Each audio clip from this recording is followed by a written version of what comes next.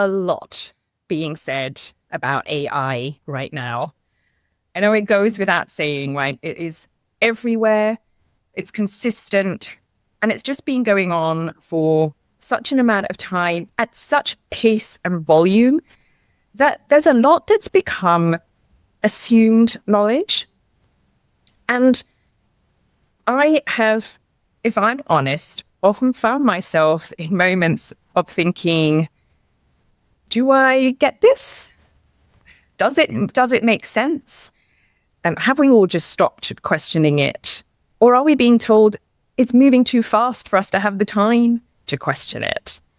And so I think, or at least I hope I'm not alone in this, because even when we do understand the terminology and some of the implications, there's often something deeper that just doesn't always quite add up.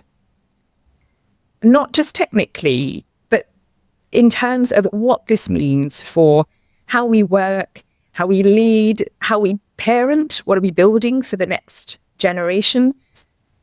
And so this is a conversation that I've been wanting to have for some time now. And I'm really pleased to be having it with a guest who has spent her entire career deep in the world of technology.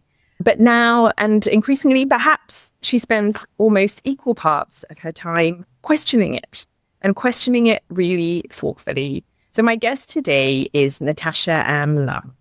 And Natasha is a software engineer. She's an advocate. She's a community builder, particularly for women in tech. And she's a podcast host herself, where she hosts RagTech alongside two of her fellow women developer co-hosts. And they really seek to demystify technology in human terms, what things mean, how they work, and what it means for our day-to-day lives. So, Natasha, welcome to the podcast. Thank you so much for the generous introduction, Darcy. I'm so happy to finally be here after we've met for, about 2 years? We met at a tech event, wasn't it? AI Ethics. That's right. Yeah. You were a chapter lead for Women Who Code here in Singapore at the time. I was quite new to the country, actually. So joining that community was really important while it was there. And yes, and we've had so many conversations that have gone in so many directions that having you on this podcast is just about the timing. And this, that was a couple of years ago, and so much has happened since then. Yes, definitely. And look, Natasha, I'd love to just start with where you find yourself today in all of this, and perhaps we unpick a bit from there. I'd say I've deliberately placed myself in this very unique and uncomfortable position, as you very rightfully pointed out, questioning. I'm a software engineer, so I am everyday user of, all these AI coding agents, all these AI tools, and a lot of the other tech that is adjacent and that supports the infrastructure to allow AI to thrive. I'm deep in it. Like literally my job requires it right now.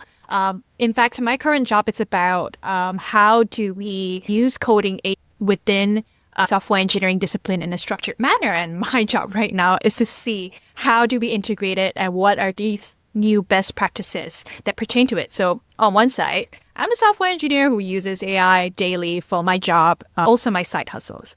On the other side, I'm human. I'm human like everybody else. I am a citizen of Singapore. I am a global citizen as well who cares deeply about the community and people around me. And because of that, I cannot ignore the harms that technology and AI, not because of the tool itself, but rather how it's systematized, how it's built, harming society in many ways. When you combine with the fact that I do have deeper knowledge than most, I'm privileged to be in this position where I have gone through the discipline of software engineering to really understand more than the average person how it works. And that also leads to me knowing how much harm it can do to society as well. So I'm kind of like caught in this dilemma in between. Kind of imagine like these two Venn diagrams, and I'm kind of like right there, even like in the intersection, but right on the edge. So I'm there, both a user of the technology as well as somebody who questions it.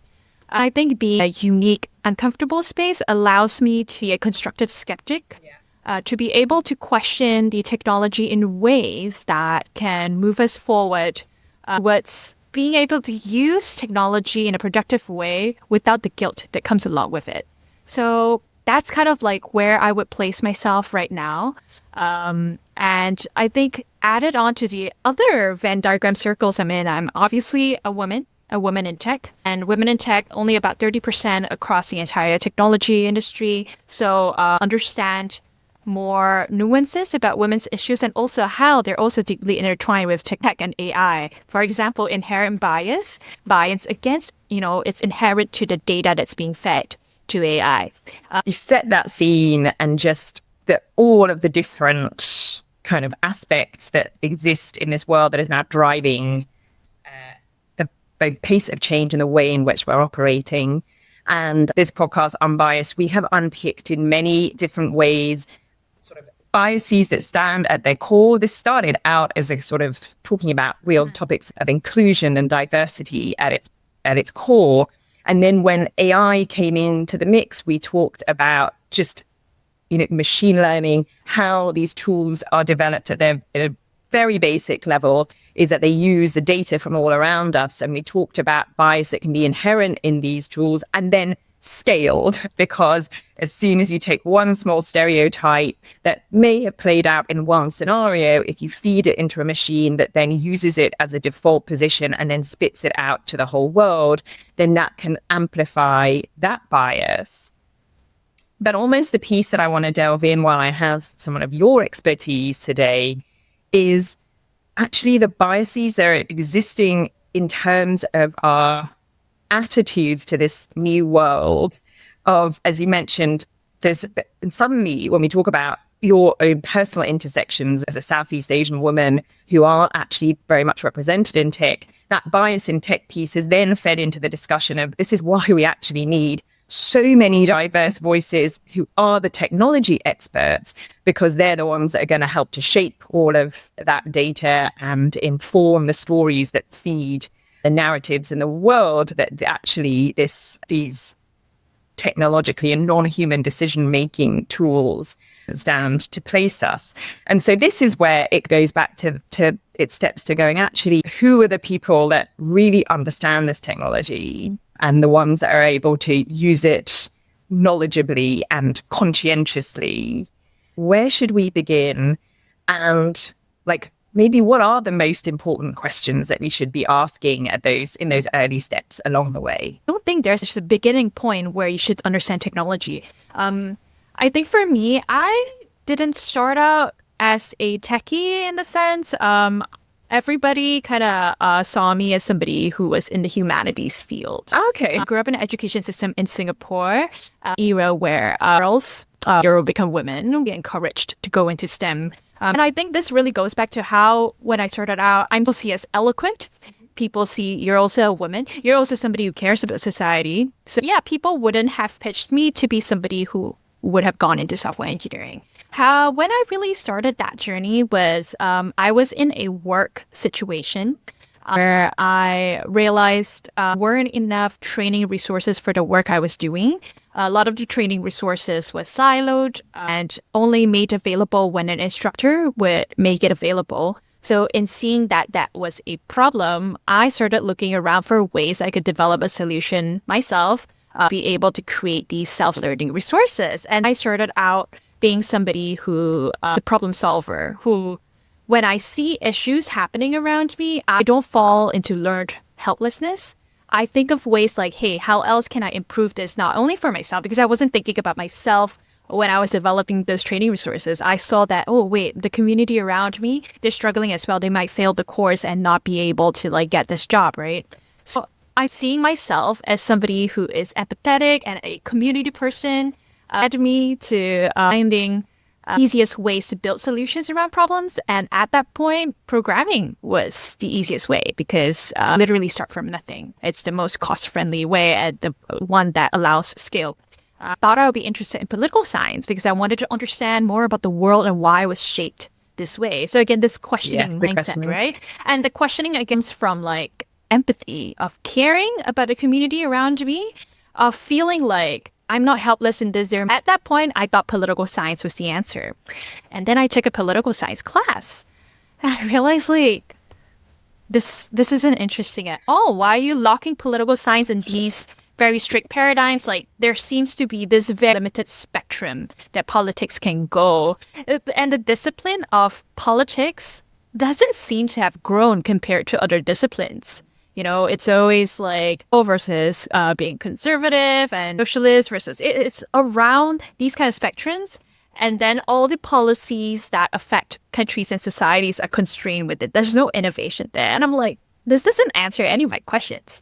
And then I fell out of love with it, and I somehow ended up back doing something related to coding. I think I was looking at trying to understand where innovation flows in society. I recognized that technology was very disruptive. Back then, it wasn't AI yet. It was blockchain. Blockchain was starting like to 2012. Yes, 2015, 2016-ish. Yeah. So people could recognize that it was going to be this disruptive technology. And at the same time, I was doing an internship in Washington, D.C., this blockchain trade association. And our job was to basically educate legislators on what blockchain was so that they could cast their votes in bills that actually mattered pertaining to crypto and stuff. And one of the events that really changed my life was being able to sit in a congressional hearing where Mark Zuckerberg testified for then a cryptocurrency that Facebook wanted to launch called Libra. Yes, the Libra coins. Yes. I'm sure you're pretty familiar with my it. techno days, you're active. Yes, yeah. I remember. And it was a crazy time, right? Because what Meta That was was trying... actually... Then it was almost what AI is now. Like, we thought it was going to turn into what AI actually. Yes. And there are a lot of parallels, actually. So I think it was good for me to experience and see for myself how deeply intertwined politics was with technology through the lens of cryptocurrency and blockchain. Because there's a lot of parallels I can draw to what's happening in the space of AI. So this was my shift. So what would I recommend to the layperson or even technologists who are listening to this? I think it goes... There is no beginning. You've already started virtue of being a citizen of society, and in a society who obviously you're not closeted off from tech, right? Tech is so prevalent. You're already part of the conversation. It already affects you and the community around you. Then people need to start questioning the things around them. And when you start questioning, that's when you want to look for answers, right? Yes. And that can start today. As you're listening to this podcast, if you're on commute, maybe as you're listening, start looking at your environment and start questioning things that you realize wouldn't be normal if it was 5 years ago. And then as you have these questions, you need to jot them down. Don't let them be fleeting. Jot them down and then start opening tabs on your phone to ask these questions. Why? As someone that really is well and truly in the humanities and art side, but dabbles into the tech world, when I met you, yes, we connected over your empathy and your ability to hold many truths in the one space, which isn't as common in the tech fraternity as you'd imagine. But yet I still have always held you firmly in that tech space and as an engineer and developer and someone that gets down into the problem solving from that tech space. And to hear that journey of all the facets of yourself that have brought you to today depicts what I perceive to be the ideal technologist for tomorrow, because you're absolutely right. The issues have been this inability to communicate between groups. And that's a combination of systems that seem to encourage certain people to go into certain fields over another, and then our own kind of modes of perpetuating that by living into them. And so the strange, hopeful message that I was not expecting to feel or resonate through at the end of listening to that is actually all of us are ready for the world as supported by AI and looking to be revolutionized by AI. So the starting point is, if you want to get if you want to thrive in this world, you must question it, because it's through raising the questions that you're likely to start to either talk to people, look things up, and uncover answers in the process. So therefore, it's really important to keep questioning, what are the implications for people outside my community directly that I might not have thought about when I'm doing this? Let's lean in to something you brought up about agency, or maybe what I've termed agency, and saying we have the ability to do all these things. We have the ability to question, we have the ability to find the answer, and with more and more resources around us and more communities that will build around us, we each have the ability to affect some change within it. So tell me, bringing it back again to today, what are the things that you are either looking to delve into a bit further and reframe or redefine? Take us through both the mindset that you think we need to adopt and how your work is being influenced by those problems, what they are. I feel like that is the core of having agency, right? I think people see agency, and then now we've bastardized the term agency because of the overuse of the word agents. Yes. Yes. But people need to understand that all of these are very cleverly chosen buzzwords. That's one. A lot of the terms that you see in tech and AI are cleverly marketed terms that were chosen to craft this narrative in your head. For example, the choice of the word agent. Why can't you say something like, I don't know, robot, automation? Like, people now have conflated automation with agency as well. And now the conversation seems to be a lot like, these agents are going to replace us. We're going to lose our agency. But if in the first place they named these as just what they are, like tools that aid in automation, people wouldn't have this narrative of fear. I think going back to that, the current landscape is that people feel like they're not allowed to question anymore. They're not allowed to have agency. We need to move away from that. A lot of what I'm doing is to equip people not so much of just with the knowledge, but that mindset that you are allowed to question the things around you. And this goes for like both tech professionals and non-tech professionals. So we are the builders, but we are the non-questioning builders. And the funny thing is, it's usually the non-technical professionals who are the ones making the decisions that shape the systems that we live in. Look at the AI landscape. When I say Elon Musk, people in their head like, oh, like techie and all of that. The man is not technically qualified, you know? If as a technologist looking upon him, it's very easy to pick up that he does not actually know what it takes to build the systems that his electric cars.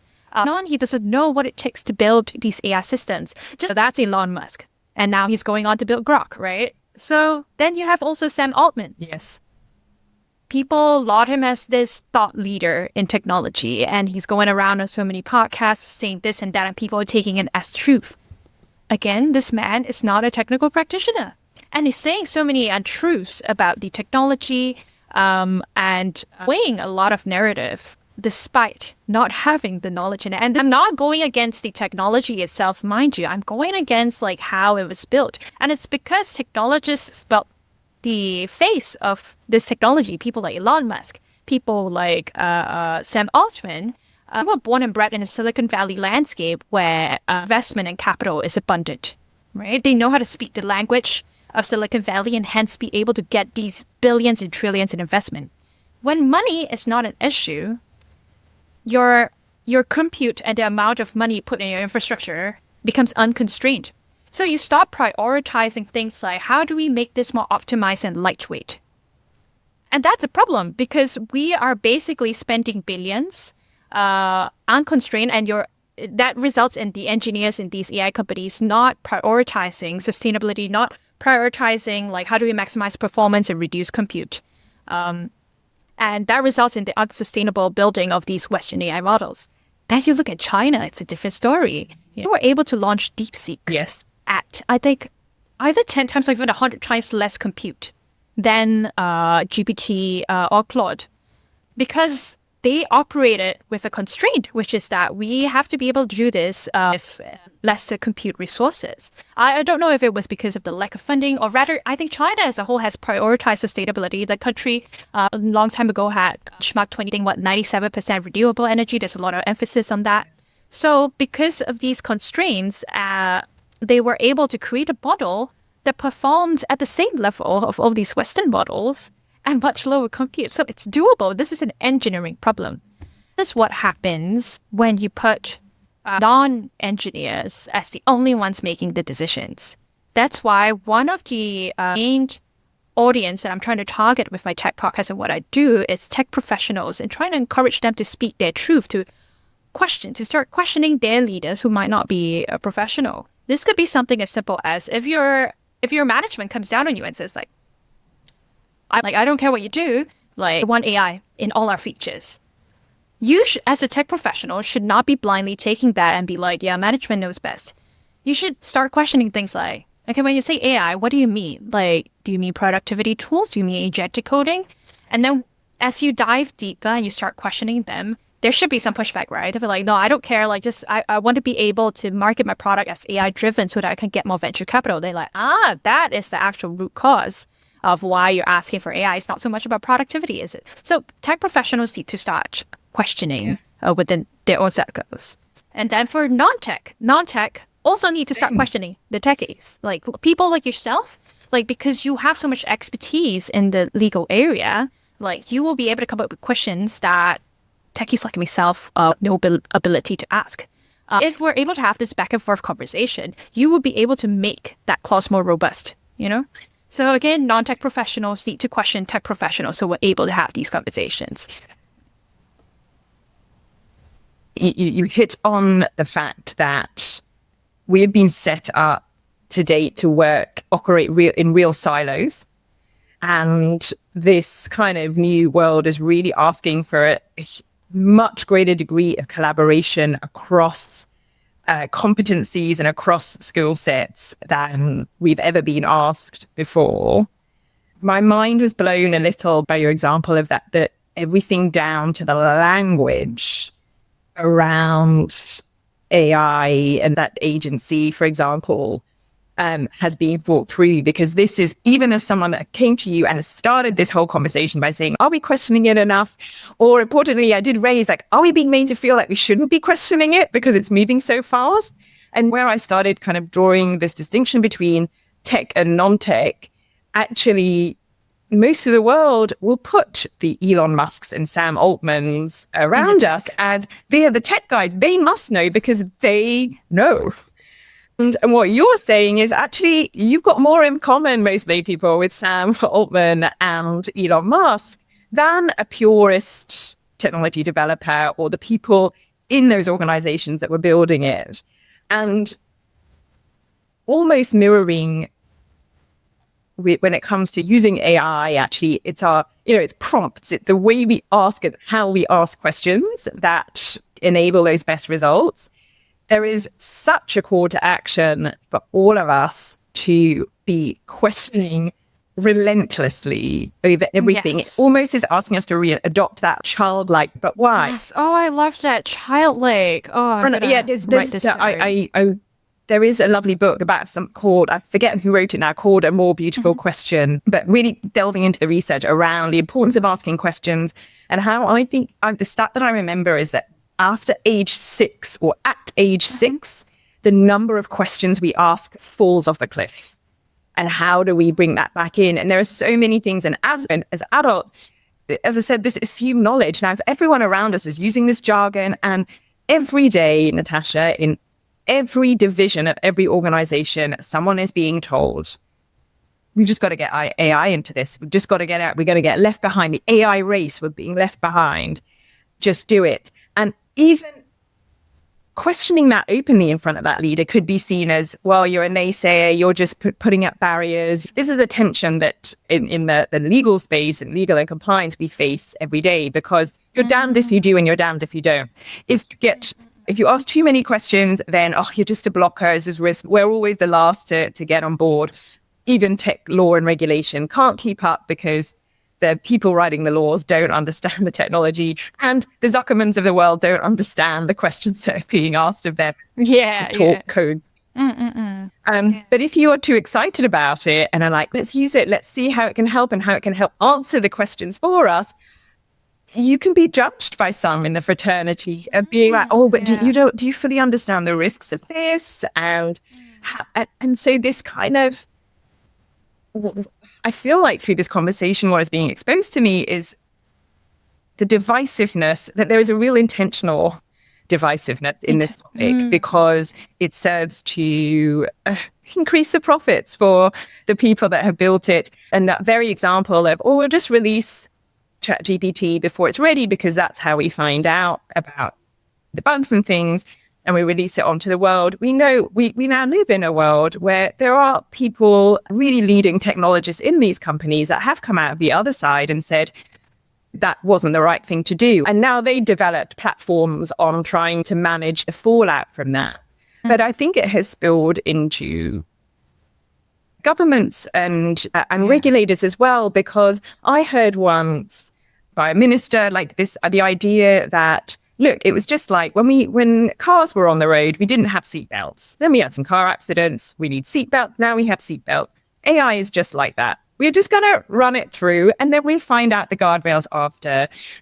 And from what we've heard today and what we know, the scale is just too fast, too big, and the pace too fast, and the change too exponential for that to be viable unless we are asking those questions.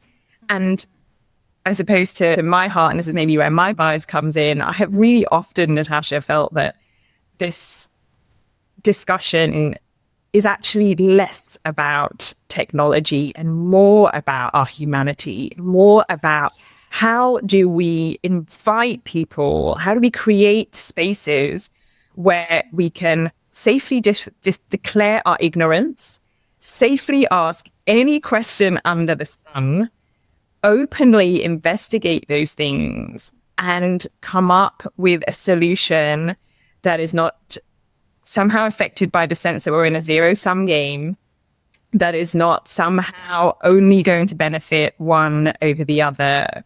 And so I love the humanity that you have brought to it, and that call to action for all technologists to need it. And as someone that sits on the other side, I feel like it's such an invitation for people that have either resisted it or think, yes, it's too complicated for me, to say, just start now, start slowly, and start doing enough to ask the next question. And look, the essence of everything about Unbiased was it shared it. We're trying to move from this journey from judgment to curiosity. And that means that we are going to have more questions than answers. And the other sort of strange thing that I've often felt so stressed out about, that I'm now feeling more like it's part of the journey, is that it is not only okay to have more questions than answers, but it's actually the quickest way we're going to get to solutions. And solutions don't mean having the answer. A solution just means an outcome that can be more based on questions than answers.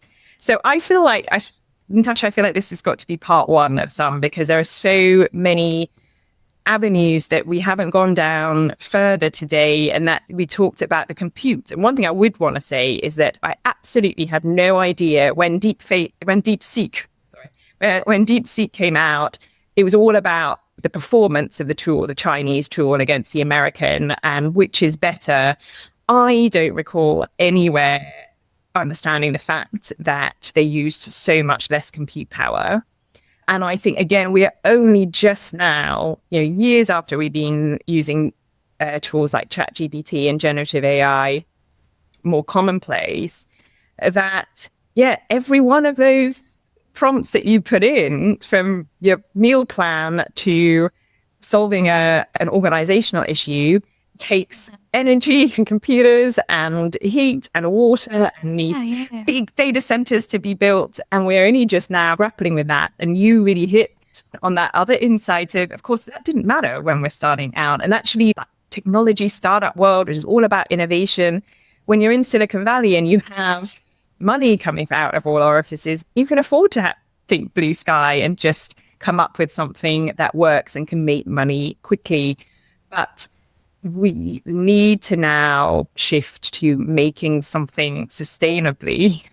And the two don't have to be mutually exclusive. No, not at all. In fact, like, constraints are good. Constraints is what breeds creativity. And I really think that it shouldn't be seeing constraints as a bad thing. And these constraints also come from questions. I think it's because with Silicon Valley, they always like have this ship fast and fix later mindset. And then like things don't have to be perfect. We should ship imperfect stuff so we learn faster. That seemed to be the whole philosophy. And for a while, it seemed to work because all we see are the startups that have become unicorns, right? And we're like, oh, that philosophy works. But, when you go around talking about this rhetoric like, oh, yeah, it doesn't have to be perfect. It's not about perfection, right? It's about, like, what is the bare minimum guardrails we need to protect society? Like, why are you arguing that me mulling over that of trying to reduce societal harm and hence slowing delivery, like that is just me being a perfectionist. That is wrong framing. I'm just trying to achieve bare minimum here. Again, this idea of questioning, because it's true questioning that you're able to create these creative constraints, right? And, we were talking about this childlike nature, and then you're also talking about how your entire podcast Unbiased is about to get rid of all these biases. Why is having this childlike mindset so helpful for questioning? Is because children come with no bias. Probably why before 6, they're able to ask so many questions. When you don't have bias, everything is not assumed. Why is the sky blue? Sky doesn't have to be blue. You don't come with the assumption that the sky is going to be blue. And you ask questions like, what is AI? Who coined the term artificial intelligence? Which leads you to questions like, is it truly intelligent? What is intelligent? Sounds like a stupid question, but that's what a child would ask, right? And then you realize, wait, intelligence is a lot of different things. But when it comes to the current large language models, that's the most commercial AI that we've seen, it's only one facet of intelligence, which is language intelligence. Are we, as humanity, defining our intelligence just by linguistic intelligence? What do you say of people who can't use language to speak? Are you saying they're stupid? Yeah, so you need to be questioning this in a childlike manner where what it means is to have no bias. And then you also said that people are afraid to question because they don't want to be seen as naysays, right? I really think the bigger cause is they're afraid of looking stupid. And that hurts the ego, right? That hurts the ego much more than being looked upon as a counter us. People are so afraid of looking stupid that they ask questions. And I want to discourage against that. Actually, asking questions is a huge marker of intelligence. I think a lot of us, because of, in a very meta way, have increasingly not been daring to question because now we have this assumably single source of truth. Yeah. We now have like this person, quote unquote person, who knows it all. Yeah. So I shouldn't even be asking questions that go against this person. And I say person because we've also purposefully anthropomorphized AI systems as a whole. Yeah. Also for this marketing narrative. Yeah, right? Yeah. But the funny thing is AI starts with a question. You need to be able to question, able to use AI effectively. If you don't ask the starting question, AI doesn't have anything for you. So that's one. And the second thing is AI might look like a consolidation of all truths in the world, but now we need to go back to ask ourselves, is truth, right? The definition of truth in AI is the median consensus of opinions across all the data you've collected. Is that your version of truth then? Is truth about majority? Is it about the majority? Because it looks at the statistical mean. If you have 51 people out of 100 saying that the Earth is flat, if you have 51, does that mean the Earth truly is flat? But to AI, that is the definition of truth. So if you are not daring to question because your assumption is that AI truly holds all truth, you should be going one step further to question, is this really the definition of truth then in our current society? And I think that is what is destroying a lot of people's ability to question and think. there's so much politics that's driving this narrative, But I think even more so, what's happening in geopolitics should encourage us to question more and think about more of these constraints. For example, the Straits of Hormuz being closed down, right? That means like our fuel is being affected. Fuel being affected means energy being affected. Energy prices are rising. And what does this mean? Compute prices are rising. So now actually you have an artificial constraint that you think countries and governments should now look upon it fondly as a signal to now start innovating. Do we then have to depend on these Western AI models that are mostly developed and housed in data centers that don't belong to us? What does this mean for example, Singapore, right? Singapore pushed forward with so many national AI missions as part of strategy, and then this fuel crisis hit. So if you're trying to egg your population towards using models that you don't really have a lot of capacity for data centers to house this data and to run this compute, that kind of goes against like your strategy, doesn't it? But this isn't a bad thing. This allows us to question more. Are we able to run local models then for certain tasks? Are we able to educate our population? We're trying to get more people to develop specialized AI models and expand this very narrow definition of AI in just commercialized large language models. So many good questions can come out of these constraints. And I think we should really start reframing that narrative as this. I feel like the takeaway here, it's not even just the question we should be asking. The core here is ask questions like a 5-year-old. Yes. Oh, and one more thing I wanted to point out. The whole essence of being like a 5-year-old, of being childlike, is that when you ask questions, you're excited about it. It's led by awe and excitement. Yeah. And this is what I've been telling people, right? When you want to find out more about tech, about AI, you should lead with curiosity, not fear. A lot of people are driven to want to know more about AI because it's like, oh, I'm scared. It's going to take my job. It's going to cause the end of the world. But a better and more effective way to learn is to lead by curiosity. You should be like, oh, that's cool. Why? What is AI? I'm with you. What is AI, Mama? Kind of like that energy. I'm with you because it's funny because we just in my workplace, we have just started to use it. It's been used more widely across the business, but as a legal function, we are looking into using it more. And I've always been that early adopter and playing around with it. And this week has been the first week of really kicking off into that, particularly after a couple of weeks away. And it has made my days so much more enjoyable because I am in that space, but it can do that. I'm really in awe and then questioning it. I'm curious. And it is asking you to leave your ego at the door because it's doing things that I would use to spend time and think that was the value that I was adding to respond to a question. And I was asked by a colleague, like, how is it going? And I said, I'm having a really deeply human experience right now. It is spiritual, it is philosophical, and I'm saying it, and I work for a lovely team where I can say these things, but it is in a pretty straight-laced corporate organization to have a grown adult lawyer saying, oh, I'm really feeling like really excited and in awe and deeply human about this technology. Really stands out there, and I feel like you're giving me license to lean further into that. And so for that, I thank you, Natasha.